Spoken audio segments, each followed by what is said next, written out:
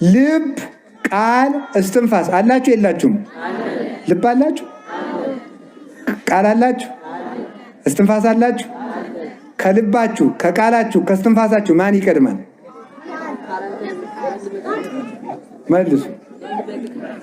እናታችሁ ከልባችሁ ከቃላችሁ ከእስትንፋሳችሁ መጀመሪያ ማንን የወለደች?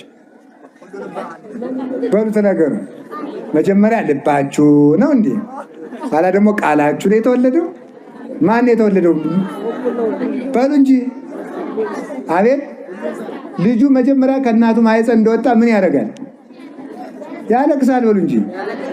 ያንን ቃል ይዞት ነው የተወለደው? ኋላ ተወለደ ወዲያ ነው የመጣለት። ስለዚህ ከልብ ከቃል ከእስትንፋስ ማን ይቀድማል? ከልብ ከቃል ከእስትንፋስ ማን ይቀድማል? እስትንፋስ። ልብ ከሌለ እስትንፋስ ከየት መጣ? ቃል። በሉ ቃል ከቀደመ ተመልከቱ።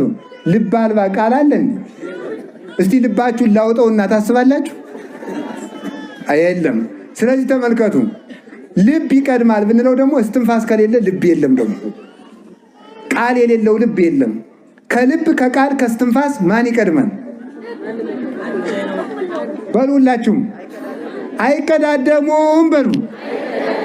በሉ እንጂ። የኔ ቃል የኔ ልብ እንደማይቀድም በሉ። የኔ ቃል የኔ ልብ በሉ ቃሌን እንደማይቀድመው አብ በልብነቱ ማንን አይቀድም? ወልድን አይቀድመው ማለት ነው። ቃል ነው ያለው ምን ማለት መሰላችሁ? እንደ አብ ቀዳማዊ ነው ማለት ነው። እንደ አብ ቀዳማዊ ነው። የወለዶ አብም ድህረ ዘመን። አብ ኑሮ የወለደው እንዳይመስልህ ማለቱ ነው። ኑሮ የወለደው እንዳይመስልህ። አብ ባለበት ሁሉ ይኖራል።